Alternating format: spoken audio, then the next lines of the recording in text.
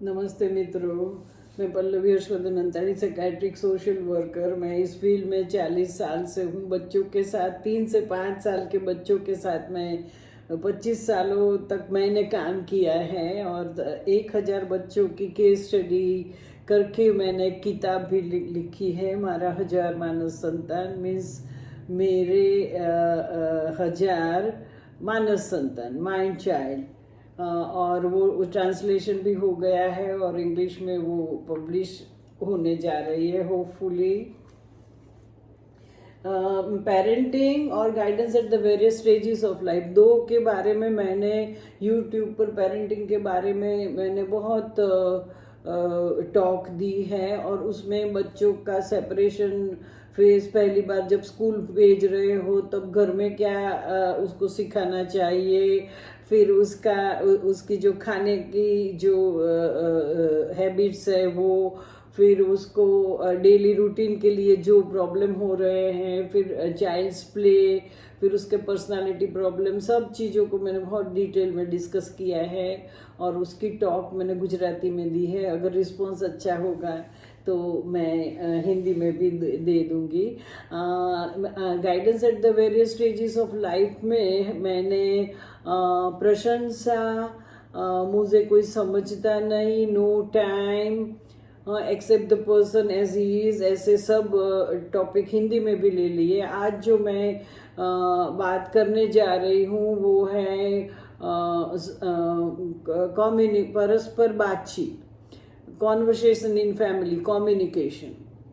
मैंने बहुत साल पहले एक जो रिसर्च की थी उसमें small scale research, marital adjustment और एडजस्टमेंट के बारे में सब, तो उसमें एक कंक्लूजन निकला था कि सब पत्नियों ने मुझे बताया था कि हमारे घर में बातचीत की कमी है और हमारे हस्बैंड को तो स्पेशली हमारे साथ बात करने का टाइम ही नहीं है, और वैसे भी बच्चे और सब अपने अपनी बात में बिजी है, कोई एक दूसरे के साथ बात नहीं करता। तो ये स्टडी है वो मैंने तो बहुत साल पहले किया था, तो तब तो टीवी नहीं था, मीडिया नहीं था, ये कुछ टीवी तो बिल्कुल नहीं था और ये फोन तो था ही नहीं, तो स्मार्टफोन की तो बात ही नहीं। तो तब भी ऐसा सब जो सोचते थे जब वो इतना नहीं था, तो अब तो ये प्रॉब्लम विकट हो गया है, अब तो ये बहुत तकलीफ दे सकता है।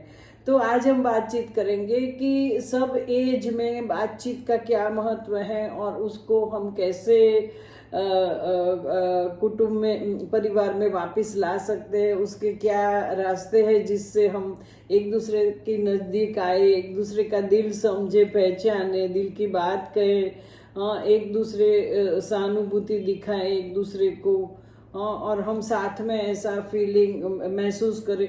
ये फीलिंग की तो आजकल बहुत ज़रूरत है। सबको सब मिलता है, पर कभी न कभी तो सबको ऐसा होता है कि कहीं न कहीं कुछ वैक्यूम है, कुछ खाली, कुछ शून्यावकाश है, कुछ खालीपन है, ऐसा हमें लगता है। वो इसलिए लगता है कि परस्पर बातचीत नहीं है। हाँ, और उसकी शुरुआत ही परिवार से होती है। तो हम बच्चों से स्टार्ट करें तो बच्चों में तो ये प्रॉब्लम इतना नहीं है, क्योंकि बच्चे तो केंद्र स्थान है, उसको तो सब बुलाते हैं, उसको साथ सब बातचीत करते हैं, बड़े छोटे टाइम है नहीं है तो भी बच्चा तो बच्चा ही है।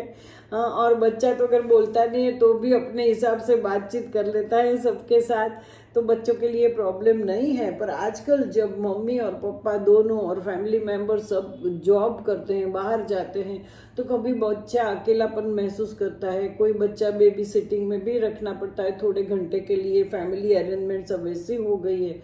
तो उस टाइम में हमें अगर हम इतनी बात नहीं कर सके बच्चे के साथ, तो हम दिमाग में रखे आयोजित उसके साथ 10 मिनट तो जरूर बात करें, और उसमें ऐसा कुछ टॉपिक ले जिससे उसका जनरल नॉलेज की कुछ बढ़े।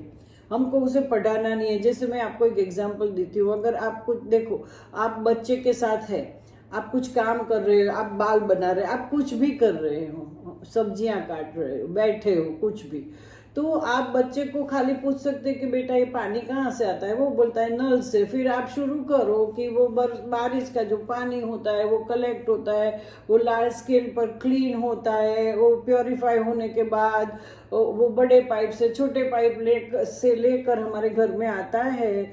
और अगर पाइप में कुछ गड़बड़ हुई और दूसरा पानी मिक्स हो गया तो क्या तकलीफ हो सकती है, ये ऐसा बताने में कितनी देर लगी, 1 मिनट लगी। तो ऐसा थोड़ा थोड़ा उसके साथ प्लान बात करो, मगज में दिमाग में आप तय रखो कि मुझे बातचीत करनी है बच्चों के साथ। रही बात स्कूल जाने वाले बच्चों की, तो उसमें वो जब स्कूल में जाते हैं तब उसको अपनी अलग एक दुनिया है और अपनी सब बात वो कहना नहीं चाहते सबको। हाँ, उसके कुछ झगड़ा हुआ है, उसको डांटा है टीचर ने, कि कुछ पनिशमेंट मिली हो, कि कुछ भी है, फ्रेंड के साथ कुछ हुआ हो, होमवर्क का कुछ हुआ, तो सब बात उसको बताना अच्छा नहीं लगता है। पर वो जब घर आता है तो माँ है, जो उसके पैर पड़ते ही समझ जाती है कुछ तो हुआ है। पर वो बच्चों को पसंद नहीं है, इसलिए वो टाइम तो पूछती नहीं और बच्चे बताते भी नहीं। पर जैसा कैसा करके भी, जैसा तैसा करके उसको उसके पास बुला के कुछ भी जानने की कोशिश करनी चाहिए। और अगर मन में बच्चा दुखी है तो उसको हेल्प करना चाहिए, मम्मी या पापा को। और ये बच्चे तो बड़े हैं, हाँ, सब समझ रहे, तो मम्मी पापा ही क्यों बात करें, बच्चे क्यों नहीं। बच्चे भी पूछ सकते हैं कि हमारे घर में इलेक्ट्रिसिटी का प्रॉब्लम है, ठीक हो गया, एयर कंडीशन का हो गया, कार पापा कुछ प्रॉब्लम था वो ठीक हो गई, कुछ भी पूछ सकते हैं, आपकी तबीयत कैसी है। इतने तो छोटे नहीं है कि वो सब ये बोल नहीं सके, उसको आदत डालो परस्पर। फिर वो यूथ है तो हमें लगता है अब तो वो बड़ा हो गया, पर वो है ना, लालयत पंचवर्षाणी, वो जो श्लोक है उसके हिसाब से ये जो बड़ा बच्चा मम्मी या पापा का फ्रेंड हो जाता है। हाँ, उसको जो अपने फ्रेंड, ऐसा एटमॉस्फेयर क्रिएट करो कि जो अपने मित्रों को नहीं बता सकता है वो सब बातें आपको बताए और आप सुनो, उसको गाइड करो। डू एंड डोंट्स मत, ऐसा मत करो, उसको गाइड करो, सुनो और उस तरीके से समझाओ कि वो बात समझ जाए।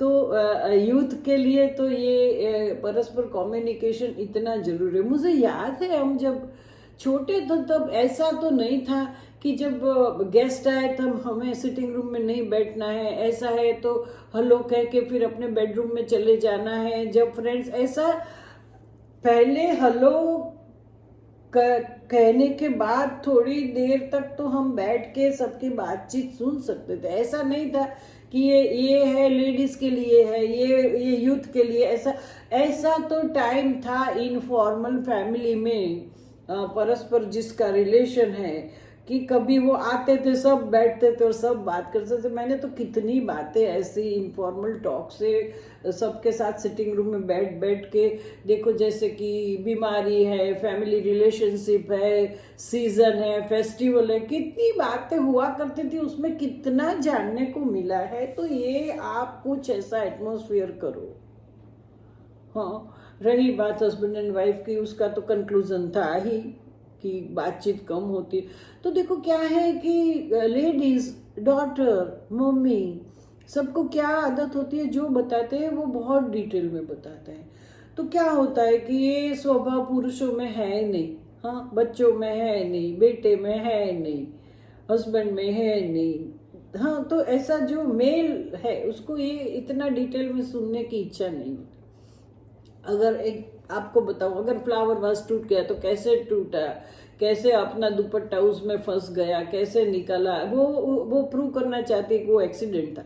ये बात उसने अपने पेरेंट को, अपने फ्रेंड को सब बता दिए। शाम को अपने हस्बैंड को बतानी है, वो 10% है, वो भी उसके हस्बैंड को सुनना नहीं है, दे डोंट लाइक इट। और वाइफ के मन में क्या होता है, वो बात सुने, उसका मतलब है कि वो उसके साथ है, वो जो कर रही है वो उसको मालूम है, हाँ, वो अकेली नहीं है। उसके लिए बात सुनना दूसरी भावात्मक बातों से जुड़ा हुआ है। तो हस्बैंड को तो ये मालूम ही नहीं कि वो इतनी अहमियत उसे देती है। और अगर हस्बैंड लोगों को भी अगर वो लंबी बात करती है तो उसको ऐसा करके बोला कि अरे छोड़ना, मैं समझ गया, कोई बात नहीं, नया। वो हस्बैंड लोगों को ऐसा ही होता है, मेल को, कि फ्लावर वास टूट गया तो किसी को तकलीफ तो नहीं हुई। हाँ, next time we should be careful, ध्यान रखना चाहिए। और दूसरा, अब नया ले लेंगे, छोड़ो। तो ये दोनों को फ्लावर वास टूटने की जो बात है उसकी इमोशनल वैल्यू अलग है। हाँ, और जो हस्बैंड है उसको भी ऐसा है कि मेरी बात कोई सुने समझे। ऐसा हो भी सकता है कि अगर वाइफ का ऐसा लेवल नहीं है या ऐसा वो एटमॉस्फेयर क्रिएट नहीं कर सकती है जिससे हस्बैंड को अपने दिल की बात बाहर बताना अच्छा लगे, उसको बताना अच्छा लगे, उसको भी वाइफ अपने फ्रेंड के रूप में चाहिए, आप भी ऐसा करो। तो ये बात है एक्सप्रेशन की, परस्पर आपको एक दूसरे का स्वीकार करके आपको बातचीत करना है।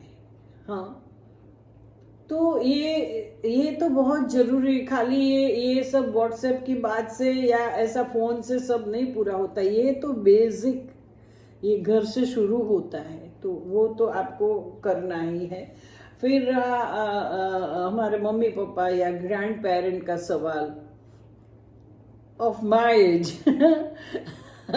तो उसमें क्या है कि जो एजेड होते हैं उसको वो ही होता है कि हमें सब सुने।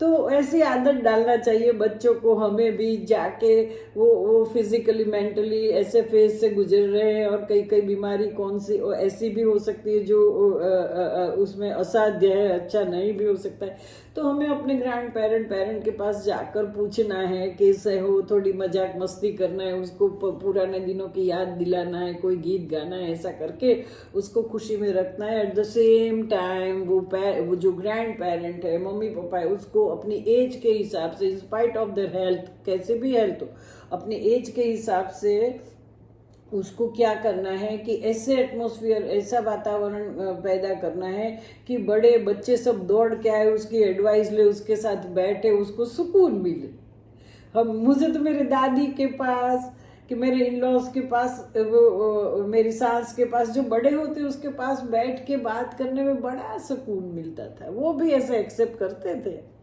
हाँ, तो ऐसा आदत डालो।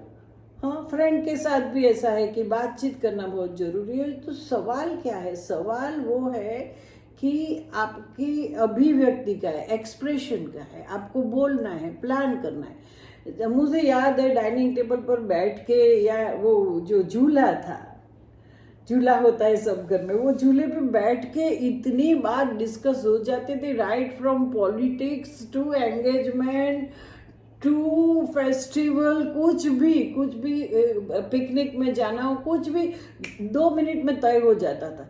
अरे डाइनिंग टेबल पर हाथ धोना भी भूल जाते थे और घंटों तक बैठ के बात करते थे। तो ऐसा करो जिससे फैमिली में सब एक दूसरे से नजदीक आए, बातचीत करे। ऐसा ही, इसमें इतनी बड़ी बात तो है नहीं, आपको कुछ इतना चेंज तो होना नहीं है। दिल की बात कहनी है और दिल की बात सुननी है, वो तो अपने दिल से ही होना चाहिए, स्पॉन्टेनियस, अपने आप। वो सीखने सिखाने की बात ही नहीं है। हाँ, हमारा परिवार है तो फिर वो तो बनता है ना एक दूसरे से नजदीक रहना, बातचीत करना। और आप करके तो देखो, बहुत अच्छा लगेगा। कोरोना में कैसा किया, सब साथ में इकट्ठा, वो तो पूरा दिन 2 साल से करीबन ऐसा चलता रहता था। ये तो मैं तो 10 मिनट्स की बात करती हूँ, ऐसा टाइम निकालो। एक्सप्रेशन की ही बात है। खाली आपको ऐसा सोचना है कि हमारे घर में ये बात की कमी है तो हम उसको डेवलप करेंगे और करना है, तो आपको भी अच्छा लगेगा। हाँ, और घर का एटमॉस्फेयर भी बहुत अच्छा लगेगा। हाँ, तो बातचीत या कम्युनिकेशन, हाँ, वो बहुत ज़रूरी है परिवार के लिए, तो हमें ज़रूर करना है। Wish you all the best. Thank you so much.